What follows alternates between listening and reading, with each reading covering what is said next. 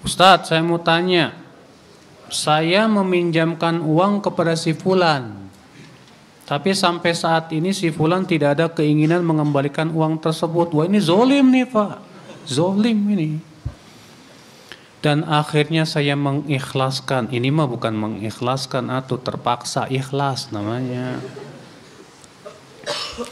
Akhi, antum lihat, orang ini susah enggak?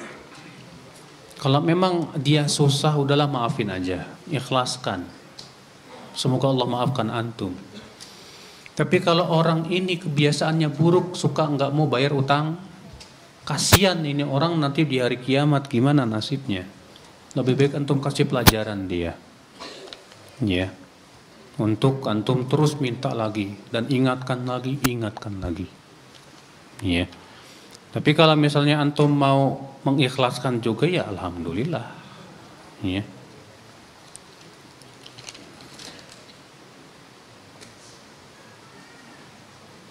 Akhirnya mengikhlaskan uang tersebut karena ana pikir uang tersebut juga ana dapat dari kerja di bank. Kayak gini mah nggak dapat pahala tuh Pak. Mengikhlaskan atau menginfakkan harta haram itu tidak berpahala sama sekali. Karena Rasulullah bersabda, Innallaha ta'ala thayyibun la yaqbalu illa thayyiban. Allah Ta'ala itu thayyib dan tidak menerima kecuali yang halal. Berarti kalau kita infaknya dari rezeki yang haram, pahala enggak? Enggak, sama sekali enggak pahala.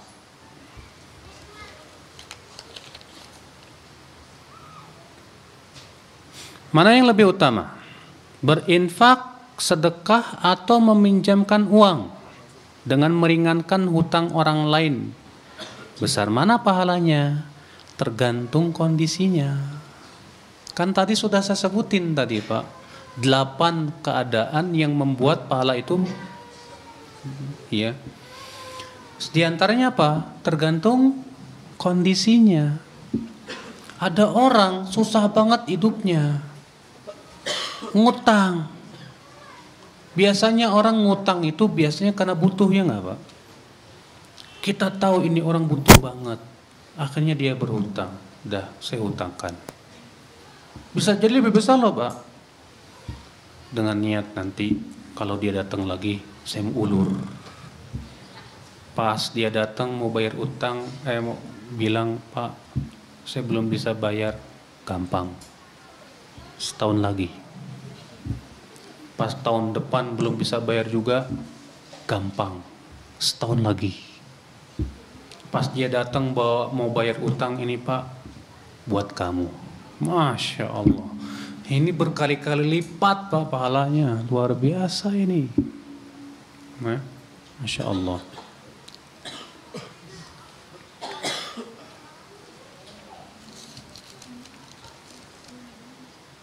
Tulisannya jangan kecil nah Pak, susah saya lihatnya ini. Tolong dong dibacain.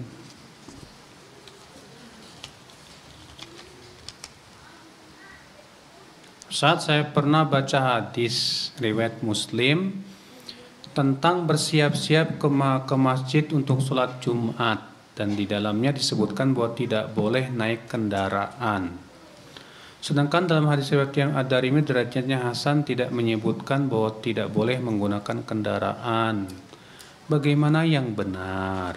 Bukan tidak boleh, tapi anjurannya Nabi dengan jalan kaki. Iya. Dan tentunya berjalan kaki lebih besar daripada apa? Berkendaraan. Begitu Pak. Tapi kalau keadaannya kita harus naik kendaraan karena kita nggak kuat jalan kaki, berarti ada udzur tidak? Karena ada udzur pahalanya sama tidak? Sama. Kan sudah dijelaskan tadi Pak, kaidah-kaidahnya. Paham insyaallah ya.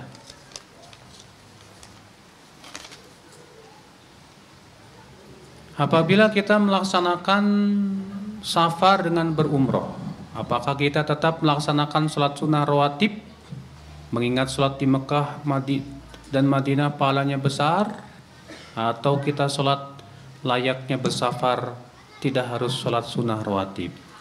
Oke. Antum sholatnya di belakang imam yang mukim enggak? Kalau antum sholat di Masjid Nabawi, mau tidak mau sholat di imam yang mukim, berarti antum tidak qashar. Sebagian ulama mengatakan alasan Rasulullah tidak sholat sunnah rawatib itu karena sholatnya diqashar. Karena Nabi itu tidak pernah sholat sempurna ketika safar, kecuali kalau sholat di belakang imam yang mukim, maka seluruh ulama sepakat wajib sempurna. Nah kalau kita sholat di belakang imam yang mukim, berarti sholat kita maka pada waktu itu kata sebagian ulama disyariatkan kembali sholat sunnah rawatib. Tapi kalau kita tidak sholat bersama imam yang mukim, kita sholat di kamar sendiri, alias sholat apa?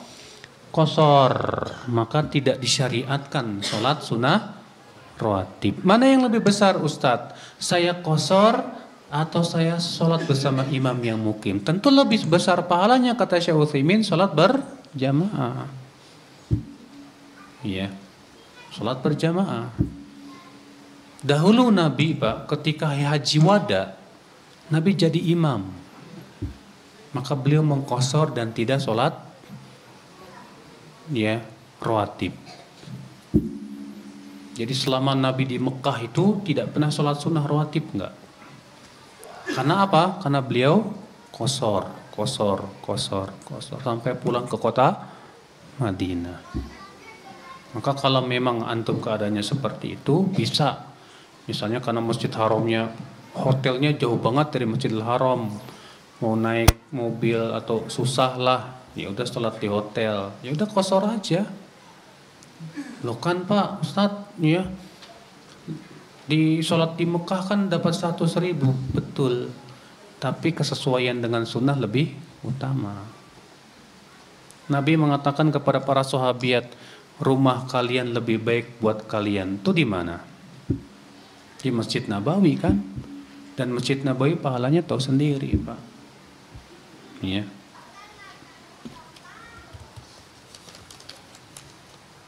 Kalau punya utang, tapi yang diutangi entah di negara mana. Lalu bagaimana dengan hutang-hutang kecil 500.000, 5.000, sudah lupa. Nah kalau seperti itu antum ganti untuk banyak berinfak Pak. Kalau kita ingat dulu saya pernah utang sama si fulan 500 perak, ya udah saya nggak tahu, lupa kepada siapa saya berutang. Pokoknya saya pernah utang 1.500, ya udah antum infakkan aja. Ya. Karena di zaman dulu mungkin nilainya gede tuh. Ya di waktu kecil nilai 500 perak mungkin nggak sama dengan sekarang 500, nggak ada nilainya sama sekali Pak.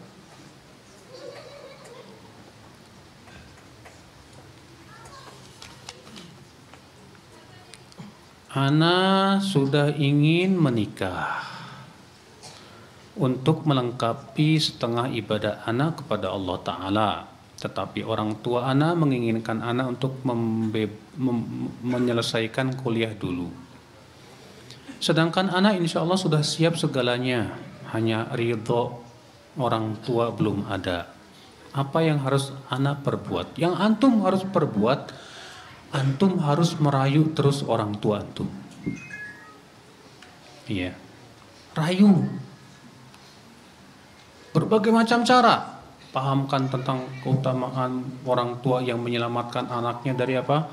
Fitnah. Pahamkan, kasih fatwa-fatwa ulama dan yang lainnya.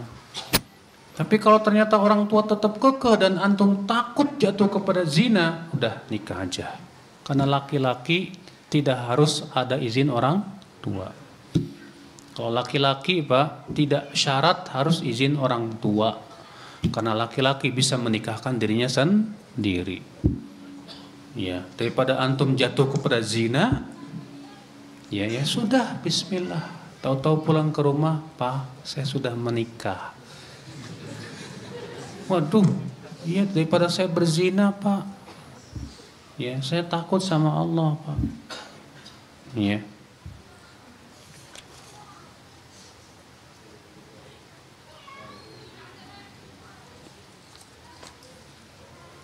Jika kita punya utang pada keluarga namun tetangga atau teman punya kesulitan yang mendesak, besar mana pahalanya, sedekah atau melunasi hutang? Melunasi hutang wajib, Pak. Sedekah hukumnya sunnah. Maka antum tanya ke keluarga, boleh enggak hutangnya saya kasih dulu buat teman yang kesusahan? Kalau kata keluarganya enggak apa-apa, bisa dibayar kapan-kapan. Ya alhamdulillah, berarti kita dapat dua, ya, bisa mendapatkan ini dan itu.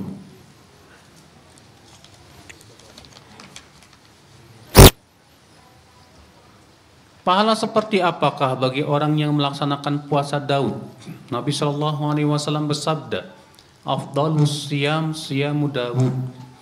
Puasa yang paling utama puasa Daud. Ya, berarti puasa sunnah yang paling utama puasa apa? Daud. Mana yang lebih utama? Puasa Senin Kamis apa puasa Daud? Puasa Daud.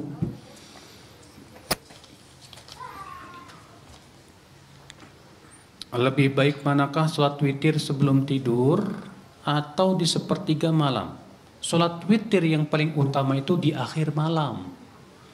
Kenapa? Karena itu yang dilakukan oleh Rasulullah SAW. Kata Aisyah adalah Rasulullah SAW pernah witir di awal malam, di pertengahan malam, dan di akhir malam. Fantaha witruhu ila sahar. Maka witir Rasulullah pun berhenti sampai meninggal dunia di waktu akhir malam. Dan juga Rasulullah sendiri yang mengatakan bahwa witir di akhir malam itu lebih utama.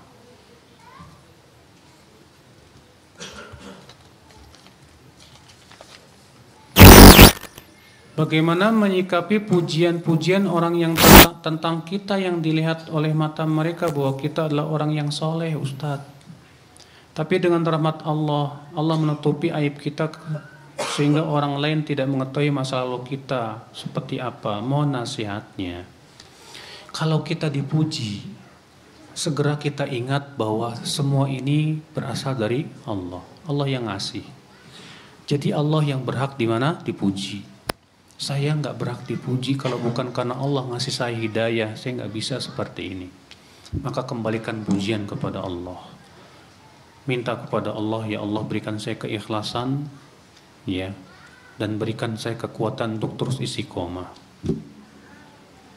Kalau orang yang paham, Pak, bahwa segala sesuatu itu berasal dari Allah, dia tidak akan suka dipuji. Kenapa? Karena dia sadar semua kelebihan yang dia miliki hanya dari Allah semata. Jadi ngapain saya senang dipuji? Buat apa? Pujian orang juga nggak ada manfaatnya buat saya kok. Ya, jadi kalau kita dipuji, tapi kalau ada orang senangnya muji di depan kita, kamu masya Allah orangnya gini-gini, ambil ini ya pasir taburin, kata Rasulullah begitu. Tapi kalau takut berantem ya jangan, langsung tutup mulutnya, maaf ya, Rasulullah SAW melarang kayak gitu. Iya. Hati-hati, jangan sampai pujian itu menipu kita. Jangan sampai pujian itu menipu kita. Hati-hati. Kalau dulu saya pernah mencuri dan ketika saya meminta maaf dan mengganti rugi, orangnya sudah tidak di rumahnya lagi. Dan saya nggak tahu di mana dia kini. Ya udah disodakohkan atas namanya. Kalau memang sudah yakin tidak mungkin ketemu. Tapi kalau udah disodakohkan kemudian ketemu orangnya, wajib bayar, kembalikan. Kecuali kalau orangnya mengikhlaskan. Saat sholat jamaah kita merasa ingin buang angin. Apakah sebaiknya batalkan sholat kita atau berusaha menahannya? Kalau buang anginnya sekali-kali mah mendingan batalin aja, Mas. Karena itu bisa mengganggu kekhusyuan. Tapi kalau sering, ya, setiap 5 menit pengen kentut, wudu pengen kentut lagi, ya udah tahan aja, nggak masalah, iya. Karena menahan kentut itu kata para ulama makruh, tapi tidak sampai membatalkan sholat. Suatu hari ada seseorang yang datang dari Saudi. Lalu beliau menjadi imam sholat di masjid dekat rumah saya. Lalu ba'da maghrib, sang imam mengajak jamaah untuk belajar lafaz Al-Fatihah. Lalu jamaah membaca Al-Fatihah satu persatu, lalu sang imam membetulkan. Bolehkah diikuti? Ya baguslah. Itu kan beliau ingin menyebarkan ilmunya. Ayo belajar Al-Fatihah, ya tajwidnya. Maka dibetulkan satu-satu, ini salah. Mungkin dia datang ke Indonesia sengaja pengen ngajarin orang. Masya Allah, bagus.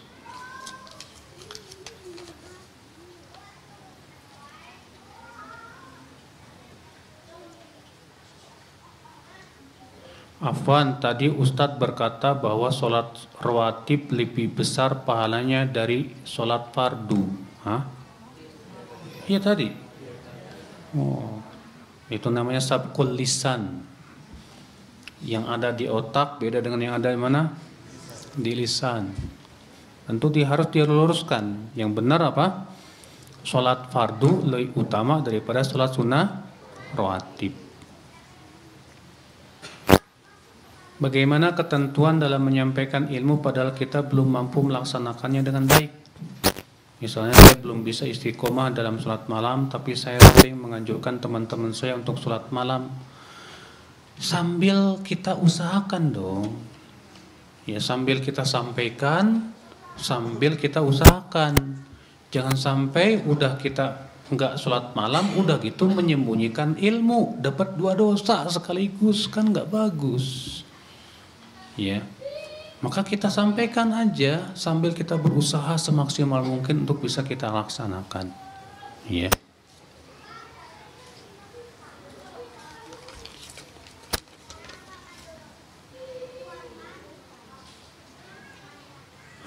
Ustadz, amalan mudah masuk surga apa ya? Maunya mau yang mudah-mudah terus, nggak mau susah.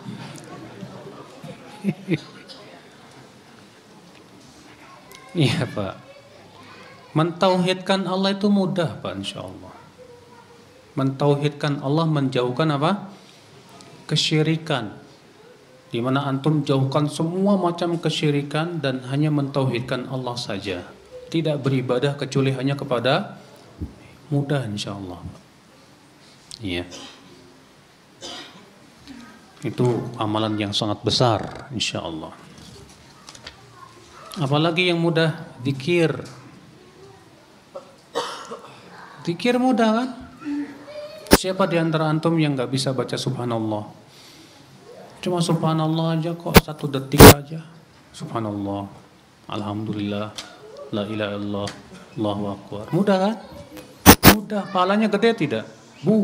Jangan tanya. Kata Rasulullah SAW apa?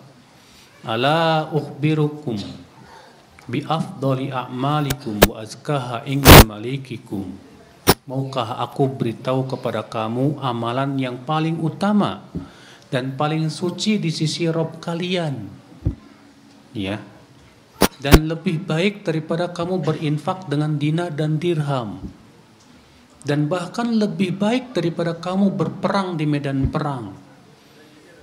Apa itu Rasulullah? Kata Rasulullah apa? Zikir kepada Allah. Zikir mudah kok, cuma subhanallah, alhamdulillah, la ilaha illallah, Allahu akbar. Terus aja lisan kita basah dengan zikir, masya Allah, luar biasa. Apakah boleh mengeluarkan seseorang dari grup WA jika orang tersebut sering menebar syubhat? Boleh, nggak masalah. Soalnya Pak, kita lebih baik korbankan 1 orang menyelamatkan banyak orang daripada mempertahankan 1 orang yang lain kena semua. Iya, ya tidak? Iya. Antum ada susu segini, kasih racun sesendok, hancur nggak tuh racun? 1 susu itu hancur Pak. Jangan hanya karena ingin mempertahankan 1 orang padahal sudah dinasehatin, bisa merusak ini. Akhirnya yang lain kena. Jangan.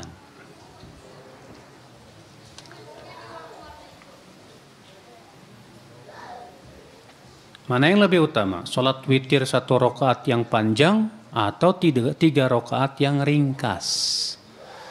Yang lebih utama, yang lebih berpengaruh ke hati Anda. Ya, kalau 1 rakaat panjang tapi Masya Allah betul-betul terasa di hati, bagus. Tapi 1 rakaat panjang tapi dipaksain, ya terpaksa. Tapi 3 rakaat yang ringan, Masya Allah, maka itu lebih utama. Iya.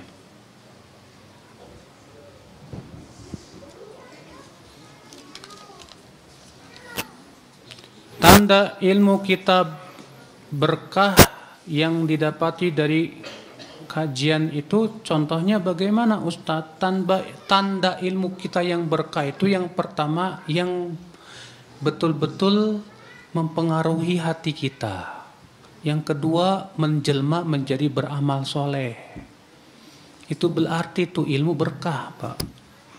Iya.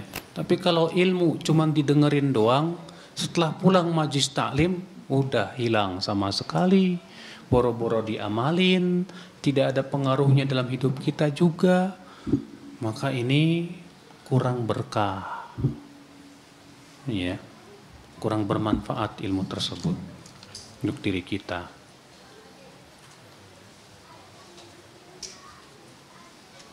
Bagaimana jika kita sudah niat tapi lupa?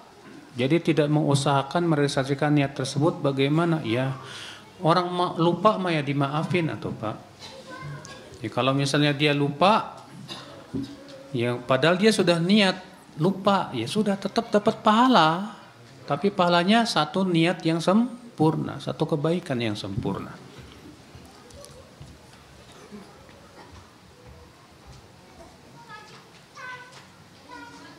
Bagaimana cara membagi prioritas untuk mempelajari ilmu agama dan ilmu dunia? Kalau memang antum sedang belajar ilmu dunia, kuliah misalnya, maka antum ada porsi juga waktu untuk mempelajari ilmu agama. Harus, Pak. Harus. Kalau itu sesuai kemampuan antum. La yukallifullahu nafsan illa wus'aha. Kalau mampunya seminggu sekali, kalau mampunya setiap hari, alhamdulillah. Tapi kalau mampunya seminggu sekali, ya upayakan seminggu sekali ini jangan diganggu. Dan dimaksimalkan betul untuk menuntut ilmu syariat. Nah nanti kalau antum sudah selesai ilmu dunianya, sudah selesai antum pelajari, karena itu memang sudah disuruh sama orang tua misalnya, ya udah fokus deh belajar ilmu agama lebih memperdalam lagi. Ya. Baik, saya kira cukup sampai di sini.